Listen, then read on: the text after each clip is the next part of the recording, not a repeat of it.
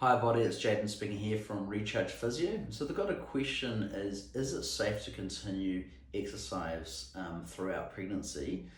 The shorter answer is yes, but there's a little bit of detail to consider. So firstly, one of the things that happen is when a woman's pregnant is you release a hormone called relaxin, which essentially loosens ligaments and connective tissue.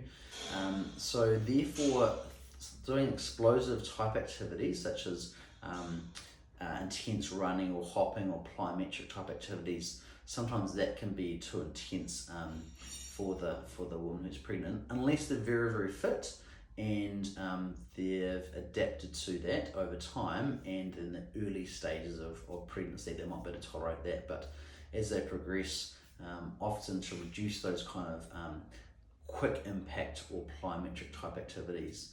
The other thing as well is that to consider is in the later stage of pregnancy, in the last trimester, we don't want women lying on their back because as baby grows, there's some of the large blood vessels can get a little bit pressed, and so therefore can cause a little bit of circulation issues for the woman.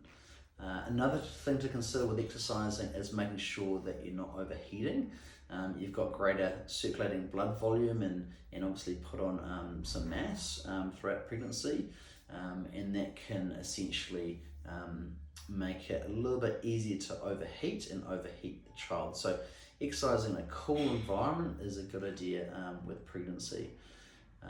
One of the things that's important as well is to consider the strength of the abdominal wall, not necessarily doing sit-ups, but often doing indrawing exercises.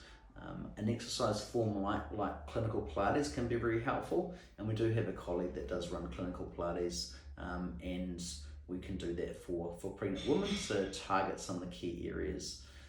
Other key areas to look at is gluteal strength, hip mobility and middle back mobility, because those areas sometimes need a bit more attention than your general population.